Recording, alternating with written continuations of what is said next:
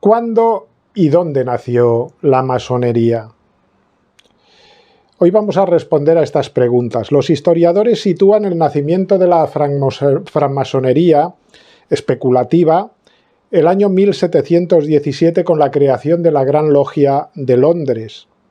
Pero es importante decir que se tiene constancia documental de la presencia de numerosos masones, como se les va a llamar, aceptados, es decir, no vinculados al mundo de la construcción, pero sí aceptados como miembros de esa masonería, de esas asociaciones, desde el año 1600, en varias logias de Gran Bretaña.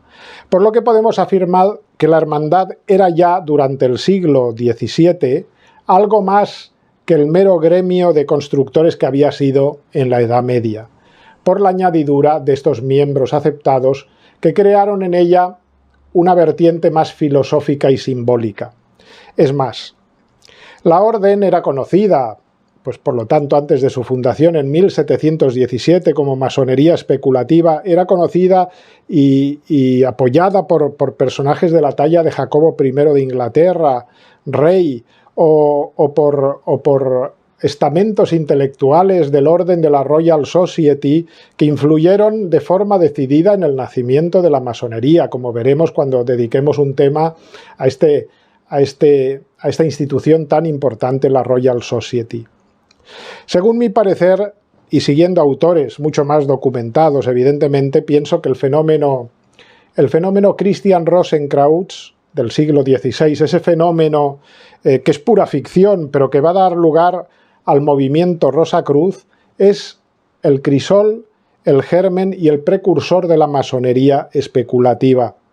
A eso dedicaremos también alguna charla para profundizar y para descubrir de alguna manera la génesis de la masonería también en esos primeros brotes del hermetismo, de la cábala y de las doctrinas que venían de Oriente, como el gnosticismo, en todos esos movimientos. No obstante, daremos la fecha por buena, 1717, como acta de su nacimiento. La masonería especulativa y su primera gran logia se fundaron, podemos decir, el 24 de junio de 1717, cuando 4 logias de Londres se reunieron en una taberna del Covent Garden y formaron lo que iba a ser la Gran Logia de Londres. El hermano Anthony Sayer fue elegido como primer gran maestre.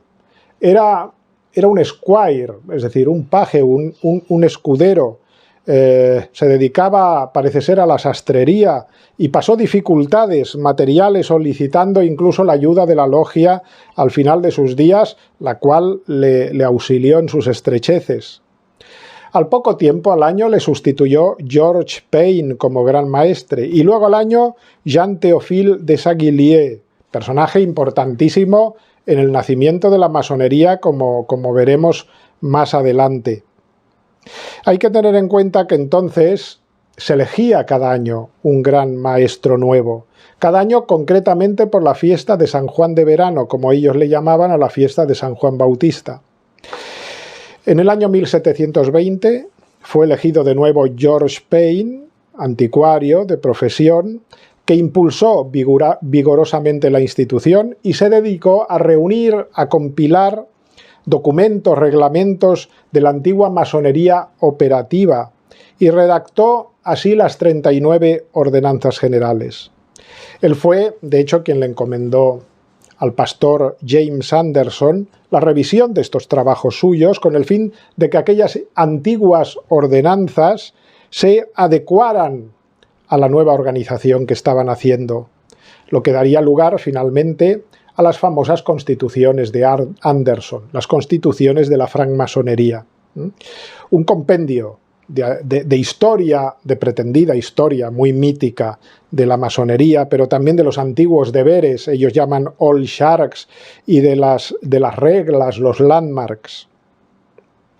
En 1721 fue elegido gran maestre el duque de Montague, que sería el primero de nobleza probada que estaría al frente de la masonería y que iba a encabezar la lista de los grandes dirigentes de la masonería que vendrían después, porque iba a estar dirigida siempre por nobles, incluso por nobles de sangre real. Desde antiguo, por lo tanto, podemos decir en verdad que la aristocracia formó parte de los cuadros dirigentes de la masonería inglesa. El siguiente maestro, elegido un año después, en 1722, es ese personaje singularísimo, el duque de Wharton, al cual nosotros hemos dedicado precisamente un capítulo de los primeros que grabamos, hablando de la masonería en la historia de España, ya que este duque de Wharton va a ser el primero que funda una logia en España. Es un personaje singularísimo, ya digo.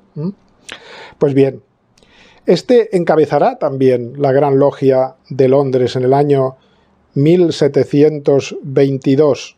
Designó como vigilante a James Anderson, el pastor que había sido encargado de recopilar los usos y costumbres de la masonería. El siguiente maestro sería el que publicaría en el año 1723, en su primera edición, las constituciones de la francmasonería de James Anderson. La difusión de la masonería no se hizo esperar y se vio propiciada por la decisión del gran maestre conde de Abercorn, miembro también de la Royal Society, que renunció en 1725 a la facultad exclusiva que tenía el gran maestre de la Gran Logia de Londres de crear maestros masones, al tiempo que autorizaba a las logias, que cada vez se iban extendiendo más por diferente territorio, para que cada uno de sus maestros pudieran ellos también a su vez crear maestros y compañeros nuevos. Así fue como empezó a extenderse más la masonería y fueron creadas logias fuera de las islas, por ejemplo en Gibraltar en 1727, o la logia de la que hablábamos antes, constituida por el duque de Wharton en 1728 en Madrid, cuyos miembros se reunían en las Tres Flores de Lis de la calle San Bernardo de la capital. Este duque de Wharton, que había tenido que huir por conflictos a veces difíciles de entender en un noble de su categoría con Gran Bretaña, tuvo que huir a España y tuvo que ponerse al servicio del rey español con su capacidad militar, que no era poca. Sorprendentemente pasó sus últimos días en el monasterio de Poblet, donde está enterrado, y allí se convirtió a la fe católica este adalid de la masonería. En sus últimos años volvió a aquella fe verdadera. Es importante decir que en el origen de la masonería especulativa o moderna y sus constituciones se proscribía inicialmente cualquier disputa política dentro de la logia, política o religiosa. Pese a ello, la masonería naciente no pudo permanecer ya desde su mismo comienzo ajena a los conflictos dinásticos, políticos y a los conflictos de fe en Inglaterra y en toda Europa. Decía el artículo 2 de las constituciones de Anderson, decía así: el masón ha de ser pacífico súbdito de los poderes civiles, cualquiera que sea el lugar donde trabaje o resida, y no mezclarse nunca en complots o conspiraciones contra la paz y el bienestar de la nación, ni faltar a sus deberes con los magistrados inferiores. Pues bien, esta afirmación pues no deja de producirnos cierta risa, ¿no? O cierta hilaridad, en el sentido de que sabemos suficientemente cómo la masonería se va a inmiscuir mucho en los asuntos políticos, ¿no? Y cómo va a tener una influencia importante en estos 3 siglos de historia en no pocas decisiones. Las tensiones derivadas de las pretensiones de los Estuardo mismo, para no ir más lejos, ¿no? Aquella pretensión que tenían los estuardos escoceses católicos, ¿no? Porque tenían un derecho legítimo también al reino de Inglaterra, ¿no? Pues bien, estas pretensiones al trono inglés iban a estar muy presentes, ¿no? En las disputas internas en la misma masonería. Difícilmente se podían hurtar de los hechos políticos que sucedían a su alrededor, se implicaban necesariamente. Como consecuencia de las luchas, por una parte, entre los Orange y Hanover protestantes y los Estuardo católicos, la Gran Logia londinense proyectada por los orangistas y después por los hanoverianos, se dedicó de forma parcial a defender la causa protestante. Es claro. No es de extrañar pues, que la Gran Logia de Londres no fuese aceptada de buen grado, de modo pacífico, ni por los irlandeses, ni tampoco por los escoceses, que estaban más por los Estuardo. No obstante, al fallecer Carlos II en el año 1685, la corona de Inglaterra recayó en su hermano católico ferviente declarado Jacobo II. En 1688, durante la gloriosa revolución del Parlamento, Jacobo II finalmente tuvo que exiliarse a Francia, tuvo que huir a Francia. Esto iba a ser providente para la masonería. Con el tiempo, el Parlamento inglés de mayoría protestante ofreció la corona a un noble alemán de la Casa de Hannover, que fue proclamado rey con el nombre de Jorge I. Mientras tanto, como digo, no solo Jacobo II, sino los estuardistas, sus partidarios, se refugiaban en Francia. Esto tuvo consecuencias. Hacia 1726, en París, se fundó una logia compuesta por franceses, pero principalmente por ingleses jacobitas, es decir, jacobitas partidarios de Jacobo, estuardianos, 5 de ellos miembros de la Royal Society también. Entre los que se encontraba un personaje muy importante que es Andrew Michael Ramsay, que era preceptor de los hijos del rey Jacobo. Era un converso al catolicismo este Ramsay, converso por influencias de otro personaje inefable, ¿no? El arzobispo de Cambrai, Fenelón. Este Fenelón estaba contaminado por ideas quietistas, que era una herejía que entonces se difundía bastante por Francia, ¿no? Y que comunicó también a Ramsay. Ramsay, considerado como un personaje importante en el nacimiento de la masonería en Francia, juzga con prejuicio aristocrático, que no puede ser que la masonería venga de esas clases, por decirlo así, obreras, ¿no? de la masonería que trabajaba la piedra. Le parece una vileza que esa masonería aristocrática, formada por aristócratas, tenga principalmente su origen en algo tan humilde, y por lo tanto empieza a crear un relato nuevo, ¿no? Una narrativa nueva sobre el origen de la masonería. Y en un famoso discurso en el año 1736 equipara a los masones con los caballeros templarios, de los cuales dice son herederos, ¿no? Los cuales habrían transmitido, y este va a ser el relato posterior de esa masonería templaria en Francia, en Alemania, etcétera, ¿no? Habían transmitido a la orden un supuesto legado esotérico. De hecho, Ramsay no habla de los templarios, habla de los cruzados, simplemente. Pero es muy difícil no entender los templarios en Francia, donde se ha producido el gran drama, se produció en el siglo XIV, el gran drama de la orden templaria que se vio extinguida, suprimida, su gran maestre quemado vivo, ejecutado y toda la orden disuelta. Según la tradición templaria que pretenden ostentar estos masones, los pocos templarios que sobrevivieron se escondieron en Escocia y allí mantuvieron vivo el espíritu templario en las primeras logias. Bien. Este es el relato que propone Ramsay y que va a comprar mucha gente en Francia, mucha gente de clase aristocrática, sobre todo, ¿no? Bien, hacia 1726, por lo tanto, en París, empieza a haber una masonería, pero que tiene este corte nuevo, por decirlo así, esta visión nueva del templarismo. Ramsay consideró que su planteamiento recibiría la sanción de la autoridad religiosa y se equivocaba.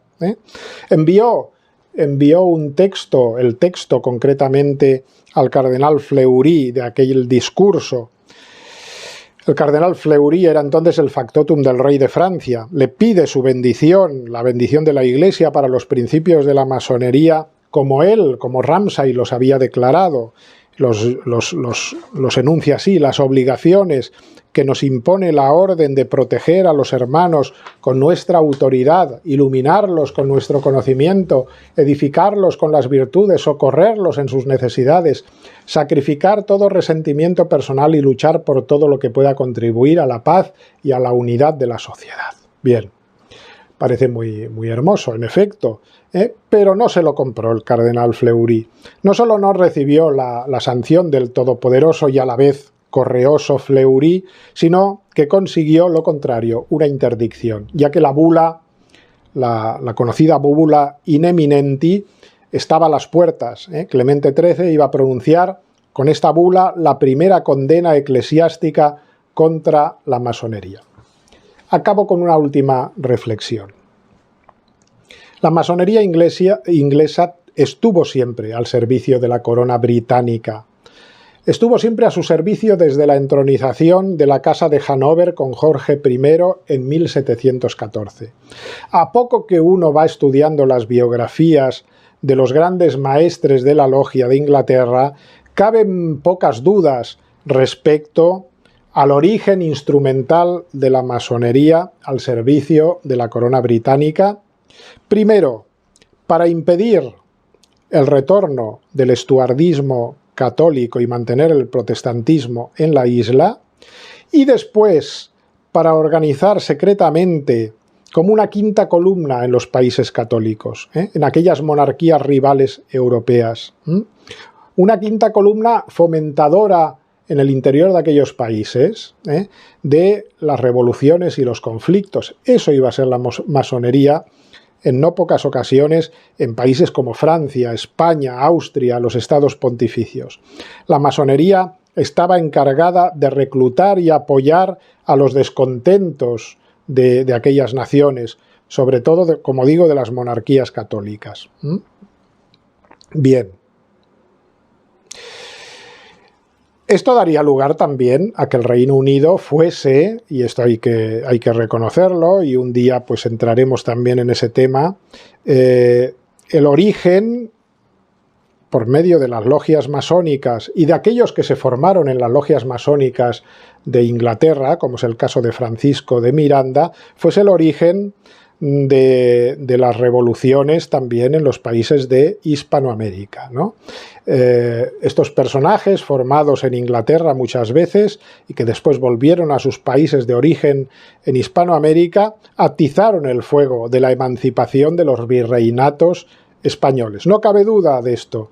La historia, a poco que la sigamos, nos irá descubriendo esos caminos por los cuales la masonería actuaba al servicio de la monarquía británica.